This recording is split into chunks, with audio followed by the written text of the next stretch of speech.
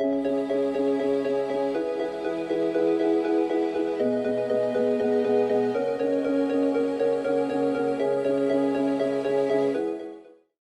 right, a good morning to you all.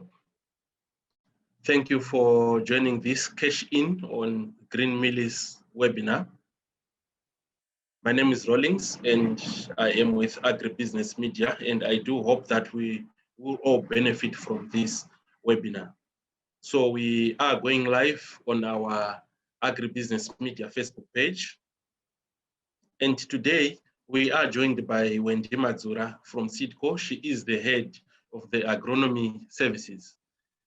So you might have questions on the production of green mealies, be it that is it profitable, what is the optimum planting time, how important is land preparation, and you may ask on hybrids, or maybe the plant population, or how profitable it is. So be assured that we have Wendy Madzura today, and she is the expert when it comes to agronomy issues. So to our participants, if you have any questions, please use the chat section and Wendy will be able to respond after a presentation. So without wasting much of our time, let's go straight into the business of the day. We now invite Wendy for a presentation on cashing in on green mealies this winter. Thank you very much. Greetings to you all and welcome to this timely webinar that has been set up by Agribusiness.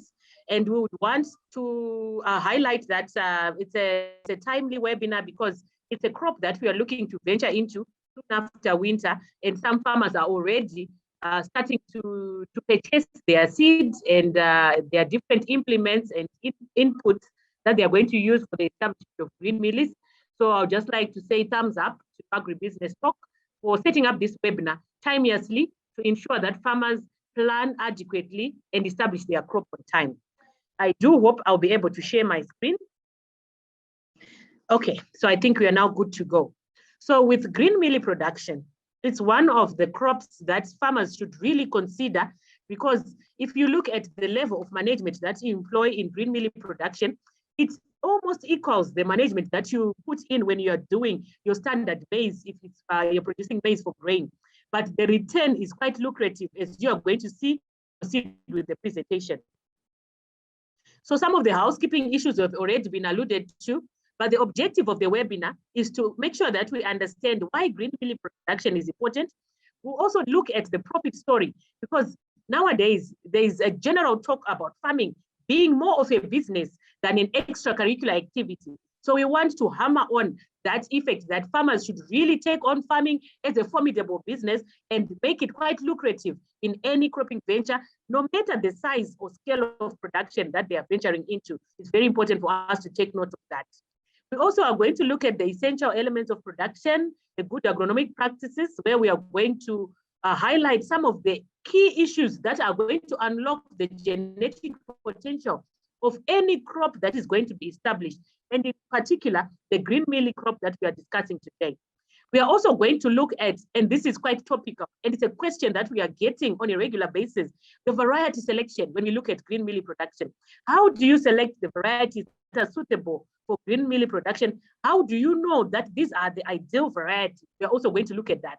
Then we are also going to give you a take-home message, which is to summarize this webinar.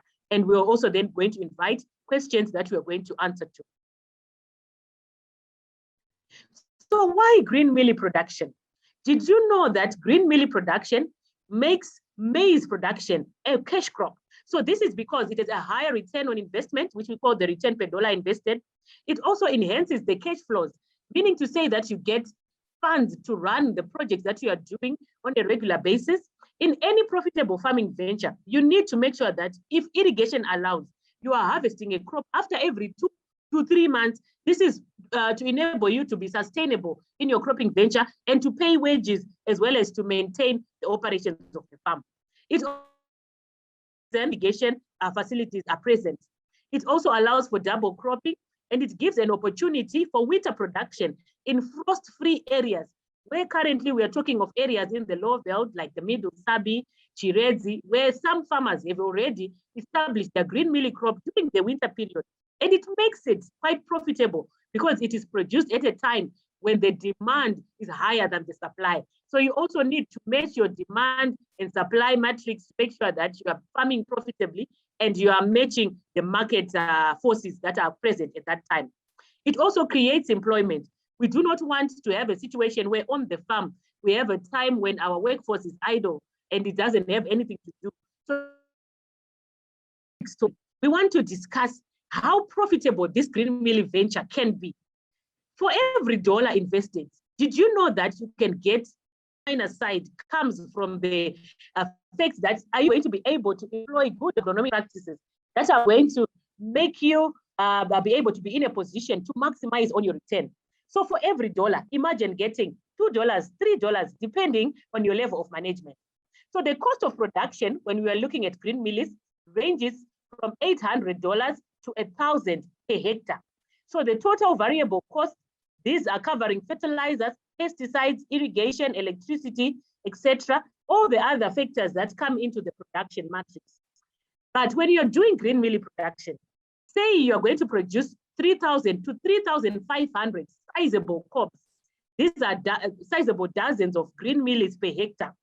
This will mean that 1 dozen is going to fetch a US dollar price of between $1.20 to $2.50, depending on the time you enter the market that you're going to sell. Suffice to say that the price can fall at a time when the supply is higher than the demand. And this will then give you a return of US dollars 4,200, depending on your market, to around 8,750 per hectare after, say, a period of 100 to 120 days. This is because in green millet production, you are going to be selling your produce at the milk dose stage.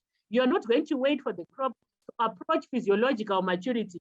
When we are saying now that we are just waiting for the dry down for the crop to become grain, which you're going to sell to GMB or the other markets. So for green millets, you do not have to measure your time to market by the days to maturity of a variety, because you are going to be guided by the days to the to flowering in the green millet, which is the soft dose stage or the milk dose stage. So if you're going to produce within 100 to 120 days to maturity, this means that it's quite profitable. It's a profitable venture. You're looking at around 3 to 3.5 months and you're ready on the market, depending on the choice of variety that you end up settling for. So we are going to look at all those factors. And you also need to understand the fact that days to maturity, they will differ depending on the heat units that are experienced in your particular growing area or your agroecological region. So this will also speak to the time to market. So if you're going to be planning your route to market or when you're going to be selling, you also need to factor in the fact that heat units differ depending on agroecological region. Then there are another important tip that you need to take note of. It's important for you to stagger your crop when you're establishing it. This will ensure that you have a longer selling window rather than you just producing a crop, say if it's a hectare, if it's 10 hectares, imagine having a 10-hectare block of green millets of the same variety at the same maturity period, which is to say that you're going to sell at one given time and you might not be able to finish selling that produce on time, and it will move out of the milk dose stage into the physiological maturity period, and you will not be able to get the much needed return in terms of green millet investment that you will have done. So unlocking genetic potential. We are going to start by highlighting the good agronomic practices as we narrow it down the variety selection. So in good agronomic practices, this is a term that we have become accustomed to, and we are hearing a lot in our different farming spaces. But do we really know and understand what it attains to? This good agronomic practices principle, it really speaks to all the activities that are surrounding the production of the crop, which is to say, if a farmer is given a variety, say for example, 77, knowing fully well it's you and another, if we say we give 5 farmers, it goes beyond mention to say that the yield that's going to come out there is going to be different. This is going to boil down to the agronomic practices that are going to be employed by the particular individual in question. outside of the fact that they all received the same variety. So this boils down to the good agronomic practices. So yield is the ultimate goal because we are talking about productivity, return per dollar invested. So we need to make sure that we optimize on the yield level that we obtain to make farming profitable. For us to get good yields, we need to take a look at the soil type, the fertility, weed management. We also need to take a look at the rotation plan, the diseases, variety selection, the weather, the herbicides that are going to be employed, as well as the general management that is going to be employed. Because a farmer might have everything, all the inputs. In our day-to-day farm visits, we see that some farmers have everything at the end, but it is the timing of the operations as well as the choice of operation to be done that is questionable. So it's important for us to make sure that our management is apt and is on point so that we get the desired results. So we're going to then look at the time of planting. But before we move to the time of planting, allow me to hammer on the soil type. Issues to do with the soil type speak to the ability of a farmer to analyze and get a good understanding of the characteristics of the soil in question before you establish any crop. So this is to say, around this time, the winter period, this is the time when farmers are moving from a crop that they've done in summer after harvesting to the next cropping venture. So you need to make sure that in that window, you also allow time to analyze the soils so that you understand the pH level, which speaks to the acidity or alkalinity of the soil, which then speaks to the fertilizer use efficiency of whatever fertilizer that you're going to be using. So this is also quite important for you to take note of. Once you've analyzed your soil, you don't just end there. You are encouraged to then do the appropriate remedial measures that are required by the soil analysis. Say, for example, you are told that your soil is acidic, then it means you also need to come in with fertilizers that are going to condition the soil and make it more tolerable or habitable for the crop that you're going to be establishing. And some farmers might also want to come in gypsum. Gypsum, suffice to say that it's a good soil conditioner, but it should be mentioned that gypsum is calcium sulfate, unlike lime, which is calcium bicarbonate. So these two fertilizers are different. So if you're going to be using gypsum, you are using it as a complement in terms of the calcium requirements of the crop or of the soil, but not necessarily to fix acidic soil. But I think this is a whole new topic and a broad topic for another day, which we can venture into when we do our webinar on soil conditioning, soil sampling, and the importance of which in crop production. So this, I just thought we just need to hammer on. You need to analyze your soils and make sure that you know what you're dealing with. You need to understand right down to the soil organic matter of your soil, where we then encourage you to incorporate the crop residues of the previous crop so that you build on the soil organic matter and make your soil more nutritious. So now we're just going to move on in the interest of time. So now we are looking at the time of planting. The time of planting is important, especially if you're looking at green mealie production. Why? Because green mealie production is a tricky crop to venture into. If you're going to establish green mealies when the summer season has started and we have started receiving rain, it means you are not going to have the selling advantage that you might have if you produce the crop at a time when other farmers are not able to venture into it. So you are encouraged to avoid frost at all costs. But this is a tricky one because avoiding frost and also avoiding producing at a time when everyone else is producing, there's a narrow margin, a narrow line. The line is quite thin. So here we encourage farmers to start establishing their green mealie crop usually after winter, especially if you are in frost-prone areas. After winter is a wide period that differs depending on the area in question. If you look at some areas, now it's already starting to become warmer. So there are some farmers who are establishing their green mealie crop now. But suffice to say, most of the country, it starts getting warmer from mid-July to end of July. It's safe to establish a green mealie crop at the end of July. But if you want to beat others to the market, it means you might need to take a slight risk and establish maybe a week or two towards the end of July so that you also get a selling advantage over others. When others are going to be establishing, your crop will have established already. But you need to also understand that if the soil temperatures are still low, this means that even the rate at which the crop is going to germinate is also going to be affected.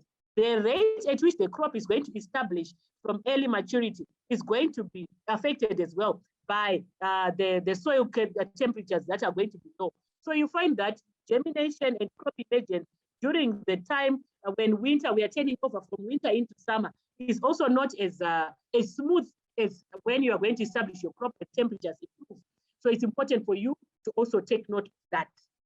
So after frost occurrence, you find that in the high veld, this is after the last week of July, and in the low veld, this is any time of the year where they have a competitive advantage. They can be establishing throughout the year, because during the winter months in the low veld, they still manage to experience acceptable heat units that allow for them to establish their maize crop. Then after market analysis, and you need to also make sure that you analyze the supply and demand matrix and understand when exactly you want to get into the market. But you can play around with the variety choice, where we are saying if you're going to come in a bit later than you intended to come in, you need then to select maybe a variety that matures a bit earlier than the one that you intended to establish. So we are going to discuss that further when we discuss variety selection. Some planting tips when we are looking at green mealie production. Yes, green mealie is a maize crop, but green mealie in its own regard needs to be treated differently in terms of the seed rates that you are going to establish and the desired plant population. Why? Because if you look at green mealies, you want to come in and sell at a time when you can produce a sizable crop, a variety that you can produce at a sizable, at a good size, when the market is going to pick your produce over the other. So this speaks to your plant population, where we are saying you need to establish at a plant population of between 40,000 to 44,000 plants per hectare. There is a typo there. Apologies for that. So it's 40,000 to 44,000 plants per hectare. We know and we understand fully well that optimizing on plant population speaks to issues to do with increased productivity, especially when we speak about intensity in production, in farming, and as a business. But when we look at green mealies, the more plants you put in, it means you risk getting small cobs that are not going to be desirable on the market. So you are better off reducing your plant population to say 40,000 plants, 40,000 plants to 44,000 plants per hectare, and getting a sizable cob that you can sell at, say, $1 for 4, $1 for 5, instead of going on to sell at $1 for 6 or 8 because of the size of the cob. Remember, if the cobs are not at the correct size and the desired size by the market, you might be forced to then leave your crop to go into grain or reach physiological maturity before you have sold out, because the market is quite sensitive to their desired their demands. So you also need to meet the market demand. So you also need to factor in a 3 to 5% yield loss when you establish your crop. Because if you establish a crop, say at a desired population of 40,000, given the field losses that might occur, you might end up landing at minus 3 to 5%, which is to say you might end up at around 38,000 plants. So you need to factor in the field losses in your crop establishment, because rarely do we get 100% crop germination and 100% crop stage because of field losses that might occur. Then we are looking at issues to do with the interspacing, which is to say the space that you are also going to get from one row to the next. That's around 90 centimeters, and the in-row spacing of 25 centimeters. This is not set on stone. It will depend on you. It will depend upon your planting implements as well as your desired plant population output. And you are looking at a 95% population produces sizable crops under good management. So this also comes from good management. You see, this word of good management keep coming in. We need to also make sure that we take it seriously and don't take it for granted, that our management and our footprint in the field is also going to determine the outcome of the produce. You need to aim to achieve 3,500 dozens per hectare.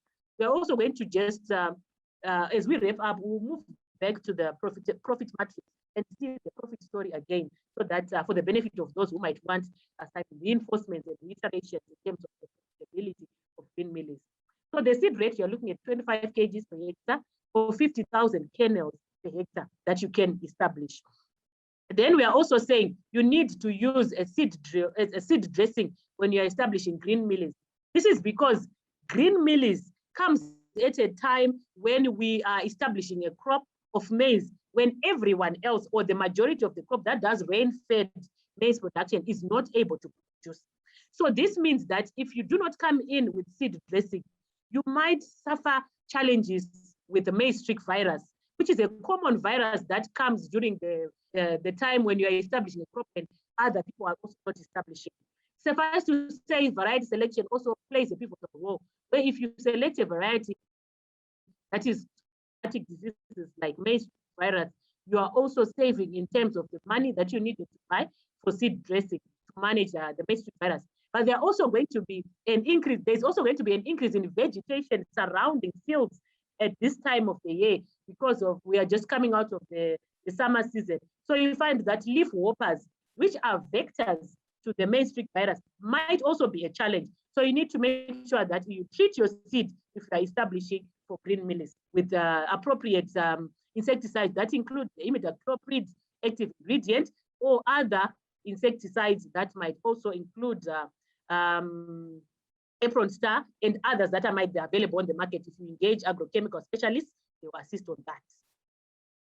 Then on fertilizer management, fertilizer is guided by soil analysis, as we have already alluded to, but you also need to come in at with the right fertilizer type, the right quantities, and at the right time.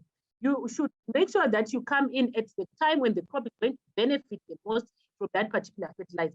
We need to move outside, away from the notion of applying fertilizer when our crop is at around 30 centimeters, 35 centimeters, knee level, depending on whose knees are in question. But you need to move away from the application of compound X, which we make and fix at our farms, because this might not produce the desired result. Why? Because a crop is designed to utilize different nutrients at different times. So you also need to make sure that you are matching the requirement of the crop in terms of its nutrients and with the fertilizer that you apply. Basal fertilizer, as the name suggests, is a basal fertilizer to be applied at the base. So it needs to be utilized by the crop for root development and early establishment. So it's important for you to understand that you need to apply basal fertilizers at planting so that the crop optimizes on the phosphorus that is in the fertilizer and grows the optimum roots that are going to extract nutrients as well as the water to grow well. So the basal fertilizers, the range is from 300 to 400 kgs per hectare. We need to move away from general recommendations. Soil analysis is the best, but you also need to be guided by NPK ratios that are in the fertilizer, and not just by fertilizers, by their names. You need to understand the nutrient constitution and what you provide to your crop. And there are some specialty fertilizers that are also available that can come in to complement where you're coming in with foliar fertilizers to also complement the standard fertilizers that are on the market. And then on top dressing fertilizers, you need 350 to 400 kgs per hectare of nitrogen, of AN or urea to meet a requirement of nitrogen by the maize crop of around 160 to 190 kgs of pure N. So you also need to understand all those logistics. But what's important is for you to be in sync with your agronomists from fertilizer companies and make sure that you're getting as much, tapping into their knowledge as much as you can. And when you're applying AN and urea, you need to understand the different nature of those two fertilizers, where one is more volatile, being susceptible to loss into the atmosphere. Here we are talking about urea, and then AN, it also leaches down beyond the below the root zone. So you need to apply it in splits, 2 splits or 3 splits, depending on your soil type. And splits are more recommended in sandy soils than in clay soils. Then in terms of weed management, you need to make sure that you are managing your crop from competition from weeds, because weeds are going to compete with your crop for nutrition, for light, growing space, as well as being a problem in the sense that they're going to harbor insect pests that are going to be a challenge in your crop. You need to manage weeds well. Herbicide selection, you need to be guided by the following factors. The weed spectrum, which speaks to the type of weed which is problematic in your particular cropping venture, where we have broadleaves, grasses, and sedges. In the sedges, we have yellow nutsedge and purple nutsedge. But sometimes it's difficult for you to then understand which particular group the weed for. So you can take a sample of the weed and ask your agronomist. We have Seedco agronomists scattered across the country. You can ask agronomists from the Ministry of Agriculture who are at closer proximity to you for assistance in identification. The stage of control that you're coming in, pre-emergence, is post, because this is also going to determine the choice of herbicide that you're going to use. The rotation plan, where you're going to look at your cropping program, which crop you're going to establish next, which crop was established before the establishment of the crop that you're putting in. This also is going to be important for you to make sure that you're applying the product. And then the cost, where you're looking at the cost, you're doing the cost-benefit analysis of the herbicide choices, where you find that there might be 3 or 4 herbicides doing the same job, but if you don't do your cost-benefit analysis, you might eat into your profit margins where you could have bought more economically friendlier products than the other. So you need to be guided accordingly. The effective use of herbicides depends on correct interpretation of the information on the label. Boring as it may be to read the information on the label, it is a Bible for you to understand how that product works. And the Ministry of Agriculture has mandated every product that is sold in Zimbabwe to have a label that speaks to the rates of application, the safety issues, as well as the having a triangle to attest to the level of danger that the product has. So you also need to make sure that you understand all this when you are using herbicides and all the other products that you're going to be using in terms of agrochemicals. Then looking at insect pest management, the important thing in insect pest management is to understand the problem insects in any cropping venture before you start or establish it. You need to know if you're going to be doing green milling, which are the most likely problem insect pests that you're going to face, and you prepare accordingly. If you are looking at green mealies per se, you need to understand that some of the common insect pests are the stalk borers, the African armyworm, and in red, the fall armyworm, which is a huge menace and has been a menace for a couple of years. So you also need to know and prepare accordingly. The control measures are then hinged upon your ability to scout effectively. Because if you're going to scout one particular corner of the field or the edges of the field, consequently, you're going to assume that there is no problem or the problem has gone out of hand, when in actual fact, you do not have a representative sample for you to give a diagnosis or remedial measures for that particular problem. So you need to scout correctly, effectively, at the right time. If you're going to be scouting, you also need to make sure that you're scouting on the undersides of the leaf, because insect pests know they are where they are not wanted. They are most likely going to be on the undersides of the leaves or on the growing points. So you also need to take note of that. And regular scouting should also be systematic, where you are understanding the scouting method that you are using. Then you also need to make sure that you understand that chemical control is not always the best or the only option that's available. There are also some cultural control methods. There are also some mechanical control methods that can be employed, and some biological control methods that can be employed as well, because we are also moving hand in glove with Sustainable Agriculture Initiative, where our mandate is to make sure that we are also aligning to reduce the use of agrochemicals and just using enough and avoiding the development of resistance. So you need to come in when the pests have reached levels where the economic, which we call the economic threshold levels, where beyond which you are most likely to incur losses, rather than just doing blanket applications of insecticides, as this may pose a threat of development resistance, as well as challenges of killing some beneficial insects that might be there in the ecosystem. So for fall armyworm, which is the huge menace, this is the fall armyworm identification, just to refresh your minds as we move into the next cropping season. So with fall armyworm, the egg masses that are laid on top of the egg or of the leaves, when you are scouting, if you see these, if you just scratch them with your hands, it means you have saved yourself from the hatched larvae that you are seeing there on the next picture, of thousands and thousands of larvae that can potentially be fall armyworm challenges that you might face in your crop. Then the first instar that you are seeing there is the youngest stage of the worm, and you're seeing that it's green with a black head. At that stage, you can control it even with contact insecticides. For example, active ingredients like your lambda cyhalothrin can work there.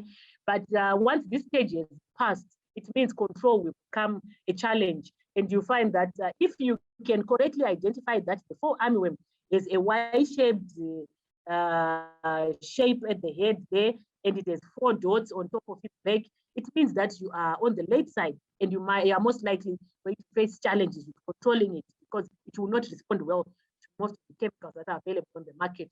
And in some cases, you might meet in the scouting process the adult female moth, and you might fail to identify it, when in essence it's the one that's going to lay the eggs that are going to cause the problem. So the damage symptoms, you can see them there. You do not want to be buying a green mealy crop that has damaged that has a damaged tip or has signs of fall armyworm damage at some stage. This will also reduce the attractiveness of your crop. The aesthetic value is going to be reduced. So you also want to make sure that the green mealy is as attractive as right to the market and to the end user. So some of the control methods that you may come in with, different products with different active ingredients.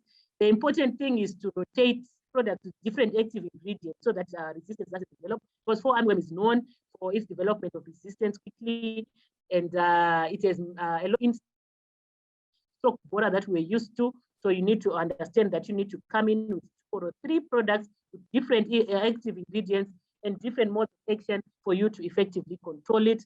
And currently, one of the most effective active ingredients is emamectin benzoate, which comes in different products and different names. So the important thing is for you to then rotate emamectin-based products with products that do not have emamectin, because we run a risk of developing resistance to this very good active ingredient of emamectin benzoate if you keep using it alone or in different trade names, yet applying the same active ingredients. Then some green mealy variety selection tips.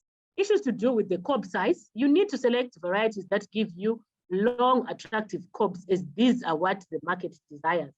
You need to look at also the kernel sets, the deep-seated kernels, high shelling out percentage. These varieties are also will have the ability to have a thin core as opposed to the area that's going to be covered by the grain. And this is attractive for green mealies, because for green mealy production, you want to consume as much grain as possible. The core you're just going to throw away. So we want to maximize on the kernel sets. The dry down rates, which is to say the window that you have from the period at which your green mealy has reached the milk dough stage to the window when that milk dough stage is passed. So that dry down rate is important, where some varieties are also going to dry down faster than others. So you need to pick varieties, green mealies, that are going to allow you to sell for a wider window, rather than just varieties that are going to affect selling periods and are going to have a shorter. Then the tolerance to diseases like maize streak, we spoke about this, where maize streak virus is a common problem at this time of the year, especially because we have less people venturing into maize production, and we have insect pests that are going to be vectors for maize streak virus, like leaf hoppers. So you need to do in your variety selection. And in terms of variety selection, since it's grain that's going to be cooked and consumed raw, you need to also understand the market preference in terms of taste, as well as the market preference in terms of color.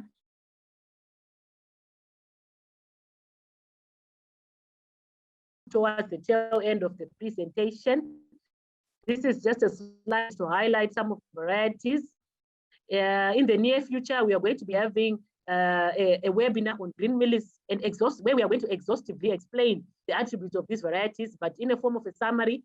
In the very early maturity group, we have the new flagship SC419, which produces a sizable cob compared to 403, the one that farmers were used to. The other good thing of 419 is that it has a closed tip, unlike 403, which does not have a closed tip. The other main attribute is also the fact that it also allows you to have this for a longer period, because the dry down rate is medium to low. So it's also a good choice to get for green. 419 is a variety that reaches physiological maturity at around 117 to 127 days, depending on region, agroecological region it's produced. So it means for green mealies, you're looking at a window of 90, 100, 105 days, depending on the, depending on the region that you have established in management, you need to understand that if you do not manage your crop well, and if it's stressed, it's going to be forced to reach maturity earlier. So it's going to be forced to flower earlier. So you need to manage your crop well so that it's not forced into immature reproductive stages. Then looking at the 500 series, 513, a variety that has been grown extensively, but now because of its sweet taste and elasticity across the environment, we now have new flagship SC 529 and SC 555. These new varieties are good in terms of their roasting qualities, especially looking at 5, which has a low, it has high row numbers that are between 16 to 18, which means you have more grains per cob that you're going to get, that can range from around 600 to 700 kernels that you're going to get. Then we also move on to the 600 series. 637 has been grown extensively as a green millet crop, but now we are moving for high productivity. So we have 657, and we have the variety that has been grown extensively in the previous season and performed significantly well. 659, the new flagship there, is also good for green mealies. Then looking at the yellows, maybe I'll conclude by discussing the yellows. So in the 600 series, we have 657, 661, and 659. Then we also have in the 700 series, the 700 series produce the longest attractive cobs on the market, where we have SC727 having been tamed Casa banana on the Baremsika market in Zimbabwe because of its long attractive cob. So 727 is a good one, very good roasting qualities, a good taste, but it also then requires a slightly longer period to reach maturity, where you're looking at a period of between 110 to 120 days, the milk dose stage. So you also need to factor that in. But a smart farmer might choose to say, if they are going to be establishing 5 hectares, they then stagger their varieties and maintain their planting dates, same day planting, different varieties with different maturity groups. It means you then have extended your harvesting window by a greater margin. Then we just want to highlight that in the 2020 season, we launched 3 new varieties that the 419 we're explaining, the 555 in the early maturity group, and the 659. These are all suitable for green mealies. Suffice to say, Seedco is a variety for every cropping program, be it green mealies, be it grain, be it silage. We have a variety for you. So these are excellent varieties that you can opt for. And if you also want to stagger your planting, you can have these 3 varieties depending on your scale of production. And start harvesting your 419 first, followed by your 555, going to your 659. You can even have your 727. So it means you have a longer selling window. And once you have created demand and you have a market, the market also looks at consistency. So if you're going to be providing produce consistently, then you are also going to be a favorable supplier. So this is something that you also need to look at. Then this year, we have launched 661 and 657, widening varieties in the 600 series in light with climate change. We are aiming to produce climate smart varieties that speaks to the demands of the market. So we have 661 and 657 with the attributes that are put there. These are medium maturity varieties. You can see even from the crops that are being held by our farmers there that they are sizable, and then they are attractive. They have a closed tip, which is something that is attractive as well for green mealies. So you can also take 657 and 661 as green mealie hybrids for your cropping venture. Then the take-home message. You need to understand why venture into green mealie production, because it's a lucrative venture. The return on investment is quite good. It has an increase, it will increase your cash flows as well as create employment like we alluded to earlier on. Then when should you do it? This is the time for you to start either purchasing your inputs or start establishing your green mealie crop, depending on your agroecological region, to give you a selling window that is where the demand is higher than others if you're going to establish earlier. Then with what? You need to start with the right seed. With anything, the raw material that you're going to use is important, because you might establish a green mealie crop using the grain that you have harvested, which is to say retained grain, but it's not going to produce the sizable crops that you want. You might not even have the good taste. You might not even have the 3,000 to 3,500 sizable crops to sell. So you need to make sure that your seed choice is right. You need to start right, start with the right seed. And how? The how implement is the unlocking value out of the right seed that you have selected through employing good agronomic practices. So this is just the take-home message that I have for you. Green milling is lucrative. It's a crop of interest. You need to venture into green milling production so that you can become profitable.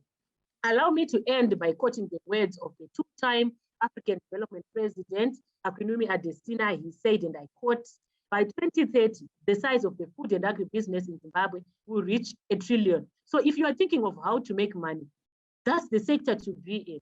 And he also went on to say in another quote that the next set of billionaires in Africa are going to be farmers. So who doesn't want to be a billionaire? You need to jump on board, pick your crop. Green milling is a crop of choice so that you can be profitable. And on that note, we just like to remind you that COVID is real.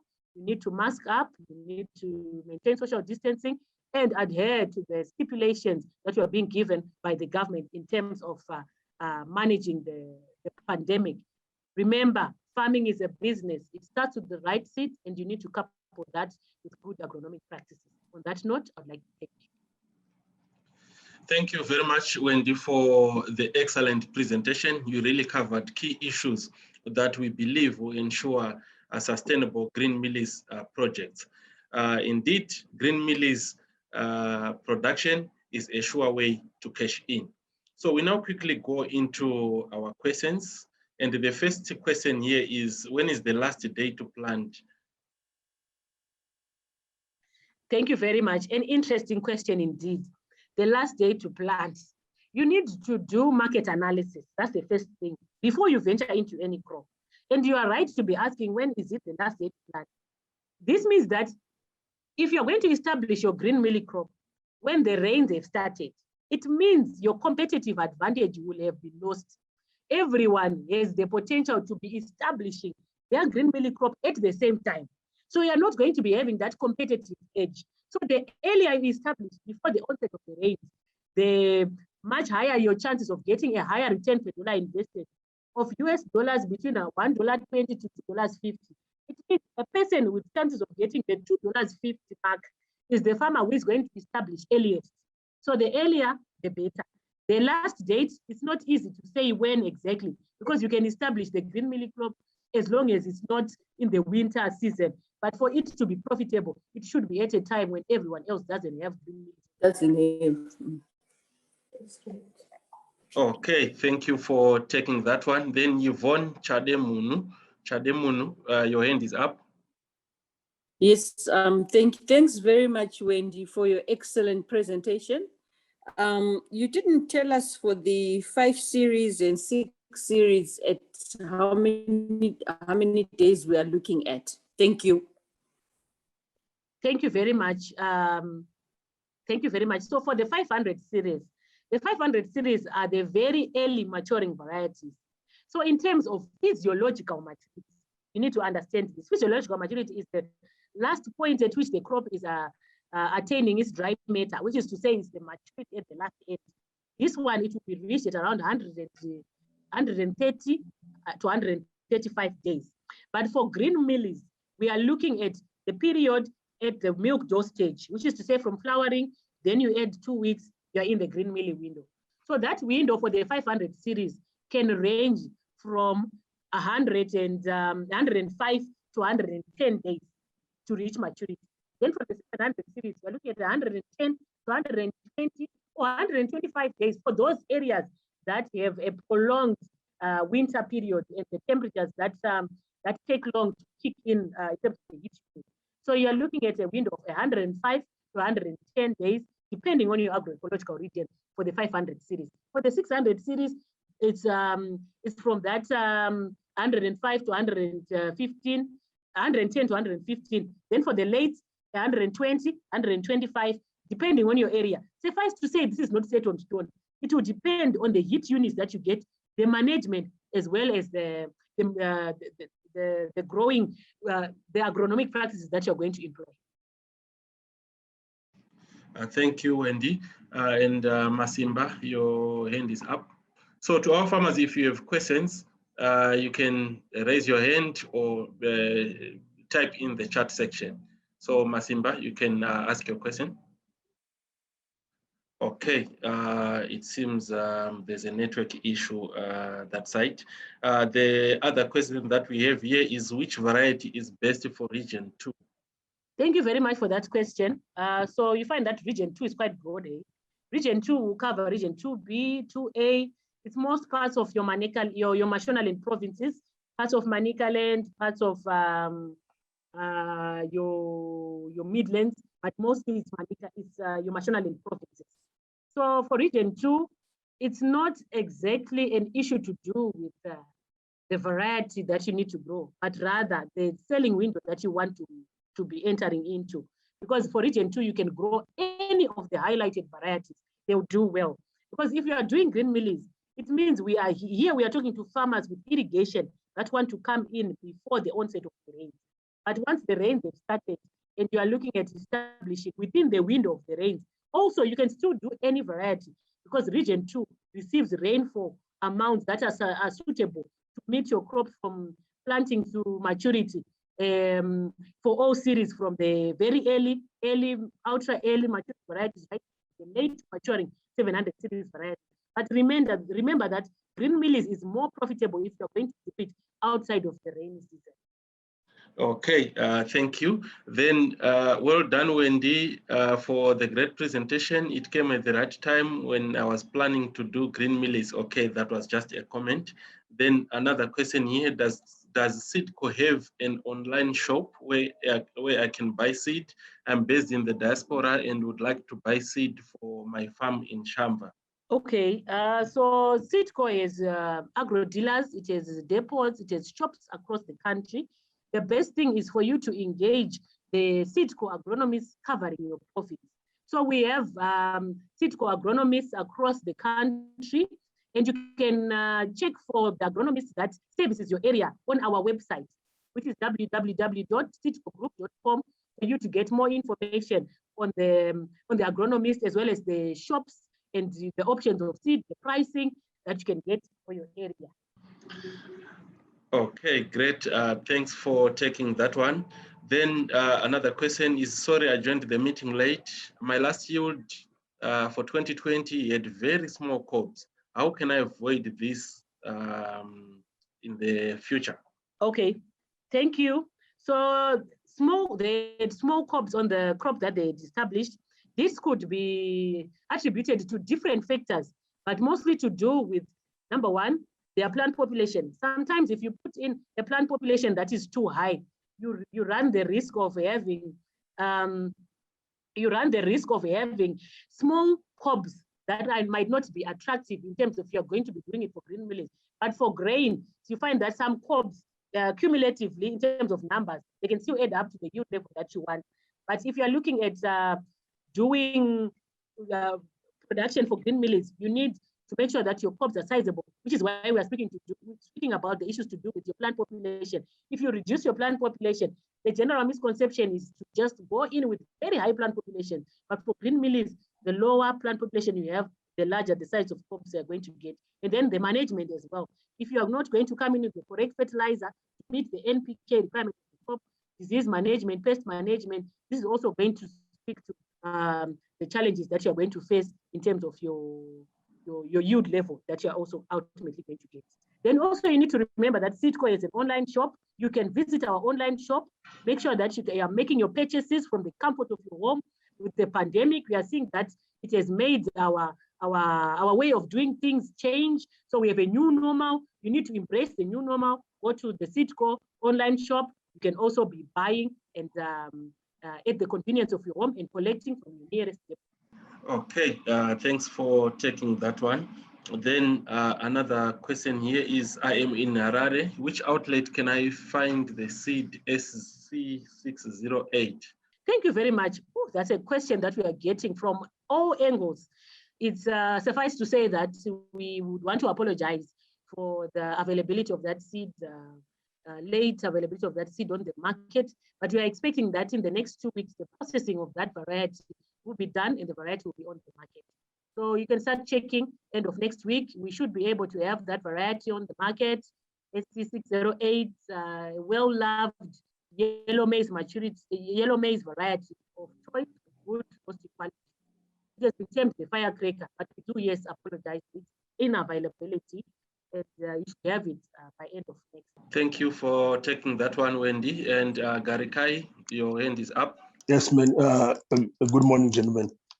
I can see I've joined the Zoom meeting a bit late, but I was just wanting to ask him, when can somebody first grow the plant so that we can meet this winter period?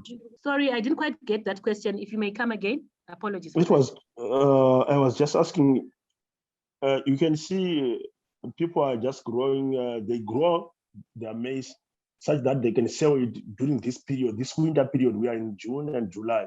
So when can you start preparing or even plant that crop so that you can sell it in June or in July? Oh, okay. You are speaking about the window that comes in at around February and March. That is the planting window that you are speaking about. So it's another trick that you can also employ, where now you realize that everyone has established their base crop and it's nearing the vegetative reproductive stage.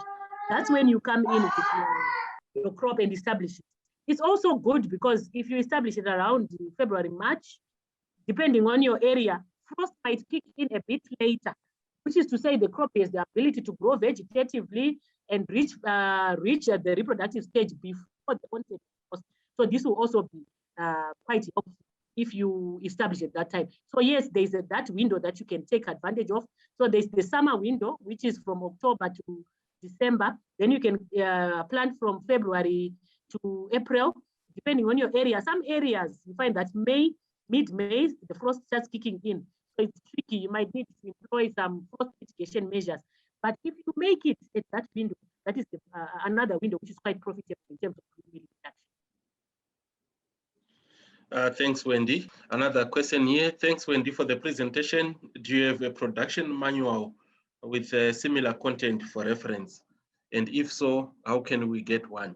Yes, we do have a production manual that you can get. We even have a Seedco app that we have that you can also go on to get information on. You can also update it, so you can also be calculating your plant populations. It can give you weather data. It can give you data on various crops. So we do have an agronomy manual book that you can also get. I will be sharing it with the agribusiness team so that you guys can also be able to share it further with our participants. And they can also engage us through our website and through our different platforms. Sure, we have also posted to our participants, we have also posted a link to the Seedco Facebook page and also a link to Wendy Madzura Twitter handle. You can also follow her and engage Seedco further. Then Masimba, you have a question there, your hand is up. Thank you for the informative presentation. I wanted to ask on what is the irrigation cycle like for the crop? After how many days do I have to water again? Thank you. Okay, thank you very much. It's issues to do with irrigation scheduling. They boil down to the soil type that you have. It's not a one-size-fits-all situation. But if you are going to be establishing your maize crop, you need to understand that it's going to require between 400 to around 500 millimeters of water, which is 4 to 5 megaliters of water from planting to maturity. But it will then differ. Your irrigation scheduling is going to differ depending on the water holding capacity of the soil.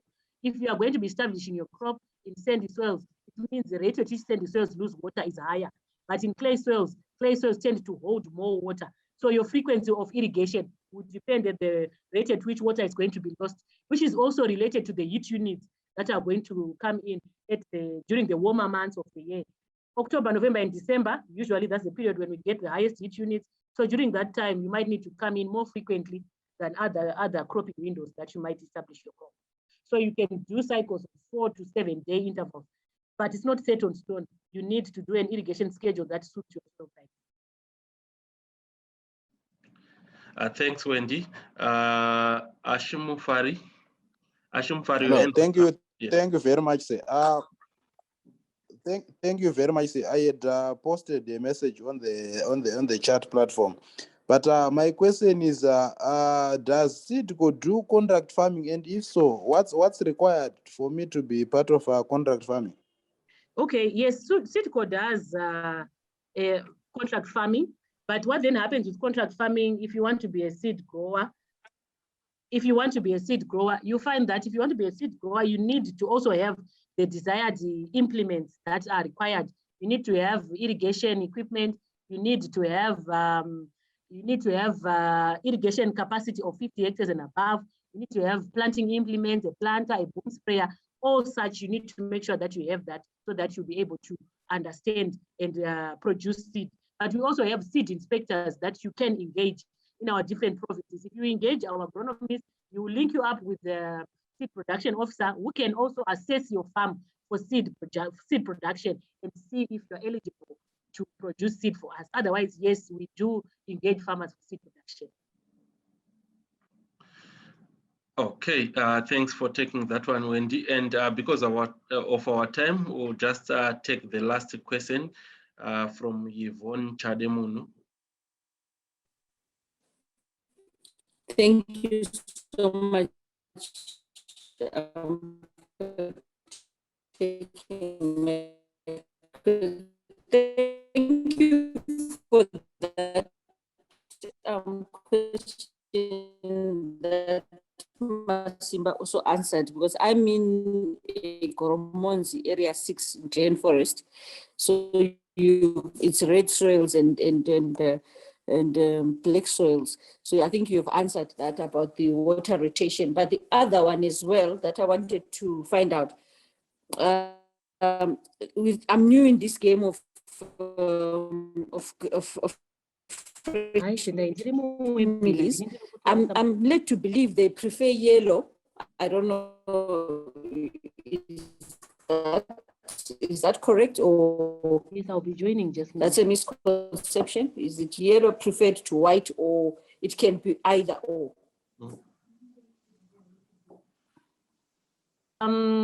Sorry, I lost part of your question. My network is not clear. I did not quite get part of your question. If you summarize it. Okay, I think there was a network error there, Yvonne. Are you able to send as, or what we can do is we'll share with you a link to Wendy Madzura's profile just because of our time, so that you can further engage from that platform. So this marks the end of our Cash In on Green Mealies webinar. We would like to thank Wendy for her great, excellent, and informative presentation. To our participants, thank you very much for participating, and we hope you have benefited from the great presentation we had. We have posted a link to the Agribusiness Media and Seedco Facebook pages. Please like and share, and also follow Wendy Madzura on Twitter. From Agribusiness Media, I am Rawlings. Enjoy your day. Thank you, everyone, and thank you all for joining us.